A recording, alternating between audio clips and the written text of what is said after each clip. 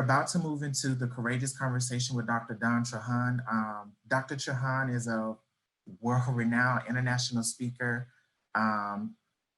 currently working on his second doctorate, and we would like to welcome him. He's well-versed in diversity, equity, and inclusion. That is his area of expertise. And so he's going to talk to us a little bit about what's going on with the current climate and a little direction on how we can best support ourselves during this season. Dr. That's good morning, everyone. I'm so honored to have this time to be with you in what I believe is one of the most critical times of our lifetime, not of existence, but of our lifetime. And I think that as we continue to process and reflect upon just exactly what's taking place, it warrants us to really acknowledge the severity of what we're facing. And let me put that into context so that I can make sure that as you continue to reflect on the questions that you just processed in your breakout groups, you understand how that connects with our everyday interactions. We are living in an unprecedented time or existential crisis, as I state, because our mask has been removed. It was always there, but our mask has been removed, and our nation is having to confront our truth. So I want you all to think about this. I'm sure, I never like to assume, but I'm sure many of you have heard the next words that are going to come out of my mouth. And I really want you to dive into and reflect on what I'm going to say. One nation, under God, indivisible, with liberty and justice for all. Liberty and justice for all.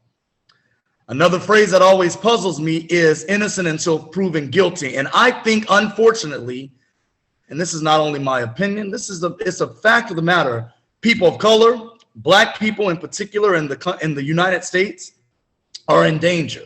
That is the reason that Black Lives Matter exists. It's not a matter of to say that other lives are irrelevant, but it's that Black lives are in danger. And as a result, we have a responsibility to bring an awareness to that.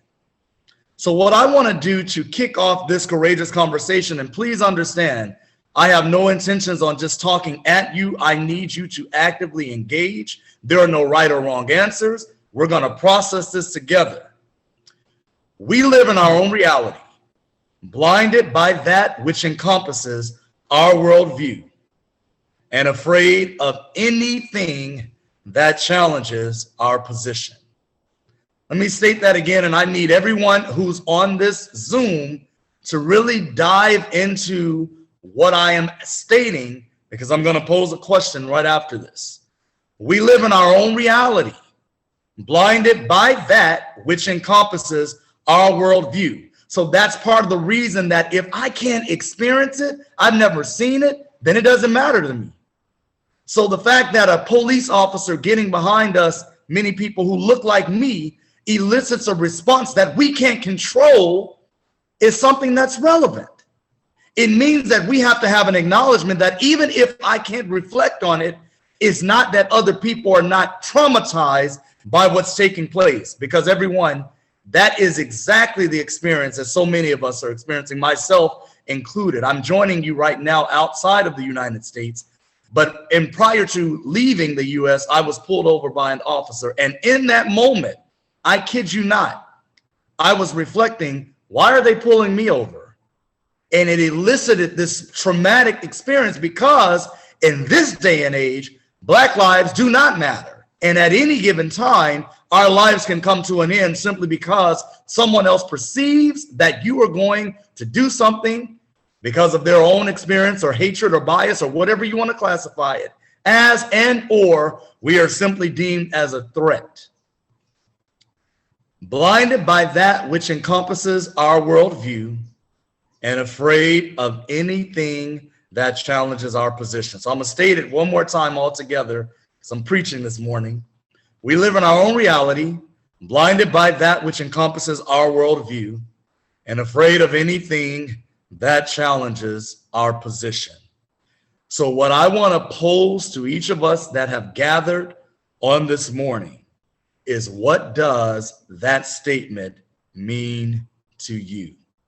So I open the floor and we will engage accordingly. What does that statement mean to you? Can I say something?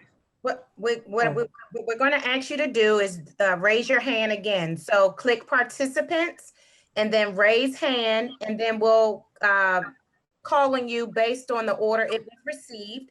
First, we have Kevin from Harford Community College. Go ahead with your question, Kevin, or your statement.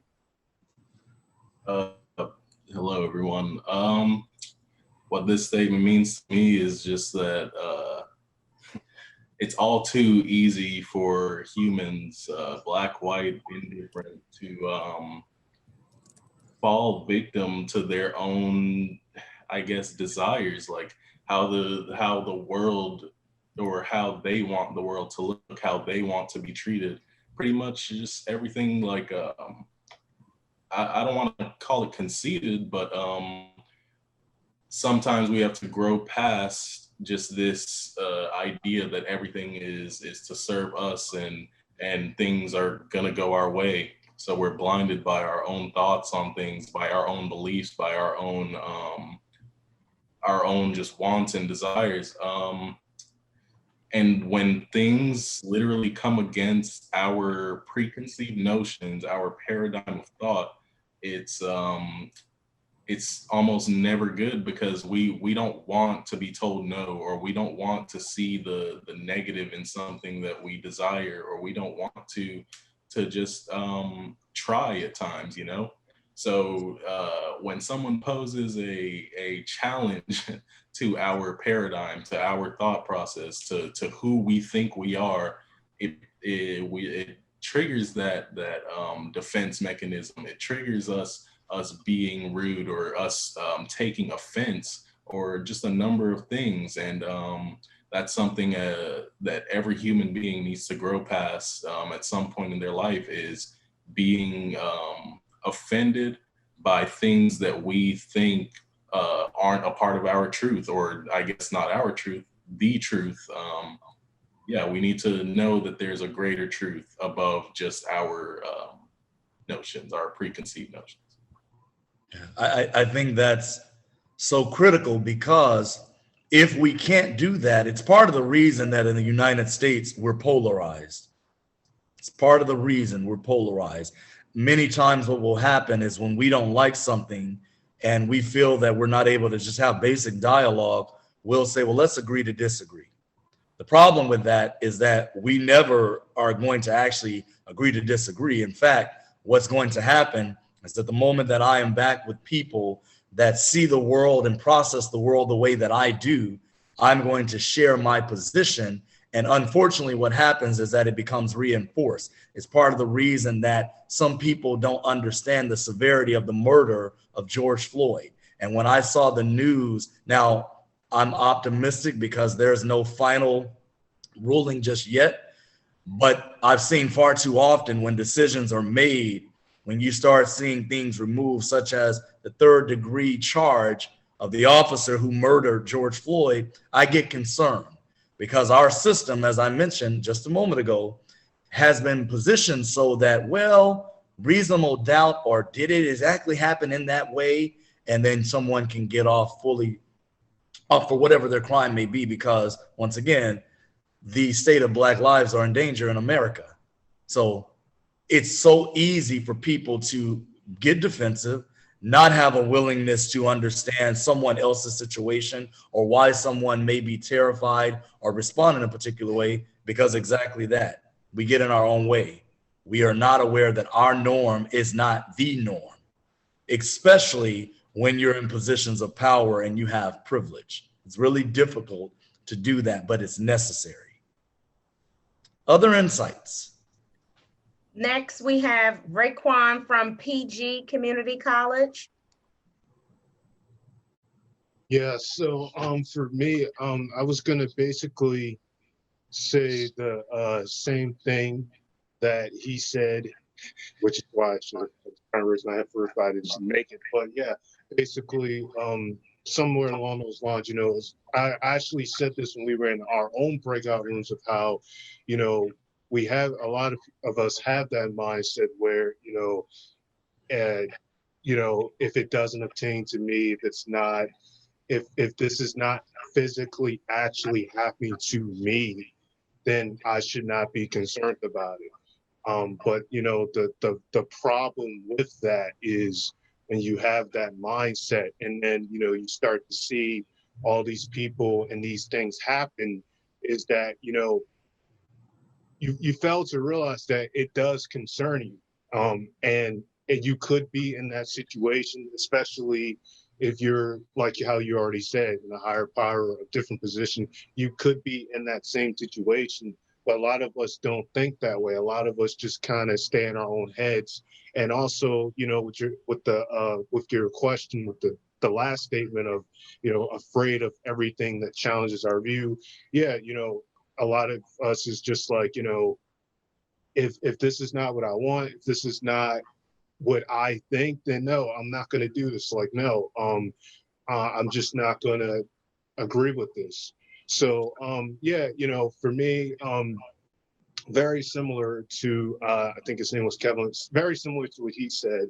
I feel that way too. That a lot of us are that's kind of where the blindness comes from. You know, you're just trapped in your own head, but you're not really paying attention to, you know, the people around you. And it's so interesting because, you know, even before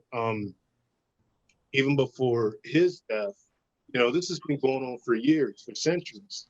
So it's not to say like this is the first massive unarmed black guy who's been killed by a cop, you know. So why is it that some people are just now, you know, finally opening their eyes? You know, this is something that has been going on for a long time. So yeah, that's how I feel about it. Yeah, it's really easy. And I'll give you all an example.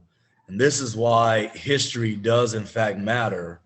Today is my grandmother's birthday. My grandmother is turned 79 today. She went to school with Emmett Till.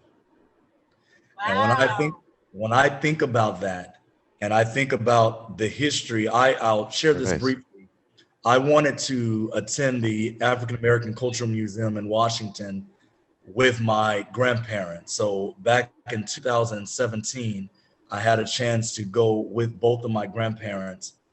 And if you've ever had the opportunity to go, then you'll know. If you have not had an opportunity, I would highly encourage you. It is one of the most amazing historical context, but just eye-opening experiences that I've had to date. But there is an exhibit that's dedicated to Emmett Till in the museum. And literally, as we were walking up, this trauma came over my grandmother, and she could not walk in that part of the exhibit. She waited outside for my grandfather and I. And I asked her after we left, because I didn't want to say it then, you know, Granny, what happened? And she told me, she calls me DJ for Trahan Jr. She said, DJ, when I saw that, it took me immediately back to what it was like when we were kids returning to school the summer after he was murdered. So when you fast forward to present day and you think about George Floyd, Ahmaud Arbery, Breonna Taylor, Michael Brown, the list goes on of Black people who've been murdered. And I want to be clear, because it's not just Black people, people of color are in danger as well. But we're seeing, unfortunately, an elevated level of statistically and strategically targeting of Black people. But that goes back with history of understanding, well, you have to look at the United States. We're on stolen land, but that doesn't get acknowledged. The Native Americans, I had a chance to attend school at the University of New Mexico. That's where I obtained my PhD. And I learned and was exposed to so many different tribes while I was there. And everyone, let me share with you, the intergenerational trauma that those people have experienced is real. It's not something that these situations are isolated or one group is more marginalized than the other. It's a different experience because of someone's worldview. But my point is, when we look at this stuff, it's been happening. And a lot of people, I won't make this political, but I will state this. When you wonder how can certain things that are happening as we lead up to this election happen, it's always been there. It has always been there. It's just now we have leadership that has put a spotlight to allow it to even be more overt, but it's always been there. And I think that's why we have to be mindful of when you start pushing people and they have to acknowledge their privilege, whatever it is, because privilege is interchangeable, it can make people get uncomfortable. But I think there's something to be stated about that, because that same trauma goes way, way, way back. It's part of the reason that people, especially people who look like me, have that same intergenerational trauma that stems back to slavery. But we have a responsibility to acknowledge that. I could go on, and I want to hear from others. So more insights, please. All right, so we have Will from the Howard Community College. Will, what's your statement or question? I just want to ask Don, can you repeat the statement one more time? Could you say that one more time? I'm sorry, I missed what you stated. I said, can you repeat the statement one more time? Absolutely. We live in our own reality, blinded by that which encompasses our worldview, and afraid of anything that challenges our position. Okay. And I mentioned this in the breakout room. I think, especially for white America, it's hard for them to swallow this pill, this current pill, because so in Black America, we're well aware of white America. We're force-fed it through the media, right? Through our history books, right? Through everything we learn, this is white America, right? So we're exposed to it from a very early age. For them, on the other hand, they don't have to know. They don't have to inquire. They're not exposed to it only to a certain extent, right? In a negative light. So they're carefree. And I think what happens is the fear is when you see what's going on is not an indictment. I believe it's not an indictment on Derek Chauvin. This is not an indictment on Donald Trump. Like you mentioned, this is an indictment on America and the founding of America, right? And so you have in America, right? You have some part of the country, some people in the country, they have profited, they have prospered, right? From the literal blood and traumas of other people, right? So that makes them complicit, right? So that delegitimizes everything that they've earned. So in this indictment, it's not just a confession, it's a pull your pockets out, right? And spread what you gained, right? Because what you gained is illegitimate. And that is, it's an indictment on the way of life. So we about to change how you live, right? So that alone is like, hold on, you know? So I think that's where a lot of fear comes from, is the inability, is the unwillingness to first off admit that their gains are illegitimate, right? Illegitimate. And secondly, Donald Trump said it in a debate when they brought up I think it was the race theory, critical race theory. He brought it up in the first debate. And the reason why he proposed a stoppage of funding for institutions that taught race theory. And he said that it's an attack on our education system. It's an attack on our families. They're going to come for our, and he's right, because it's true. Like it's not an attack. It's an indictment on the education system, right? It's an indictment on the American church in a certain extent. It's an attack on the American family. It's an indictment of the American family. So in order, real justice is somebody has to pay, basically. Yeah, and think about having to own that and know that. So for anyone who's not familiar with critical race theory, one of the tenets of critical race theory is ordinariness of racism. And what that means is that anytime someone white, in so many words of what Derek Bell, who coined critical race theory, what it means is that anytime something is being advanced, it still is benefiting white people. And so it becomes difficult. And so you're supposed to acknowledge that an entrance convergence is the same thing. It's like, well, anything that's going to take place is going to be beneficial to white people. And there's really more so entrance convergence, and ordinariness of racism is stating that it's here. It's going to always be here. It's a hierarchy of power. And I'll share something with you that recently was stated. And I said, you know, I don't want to be the person to be negative, but I also am very transparent about the truth. Even though the population or demographics are shifting, white people still overwhelmingly hold the power in the United States. And to put that into context, because as you just stated, economics speaks value. Economics really, really drive our operations all over the world, but definitely in the United States. And to put that into context, as it stands, it will take approximately 238 years to close the racial wealth gap. So for everybody who's on this call, let's put that into context. That means that we will be dead and gone before we see any type of close with the racial wealth gap. Well, that's where systemic barriers and institutionalized racism comes into play. It's not just a buzzword. That stuff holds value. It means that when you deconstruct that and dissect what's taking place with that type of way of thinking, it was never meant to really acknowledge or honor anyone except white men. Now, that makes a lot of people uncomfortable, but it's the truth. It is simply the truth. So when you are a threat to that system that so many have benefited from for centuries and centuries in this country, then it becomes a problem. And I've shared this so often, especially when I have the honor of speaking with young Black men and women. So I'm going to say the same thing to a larger audience of just people of color in general right now. Everyone, it's so vital. And this is why that last part of the statement is critical.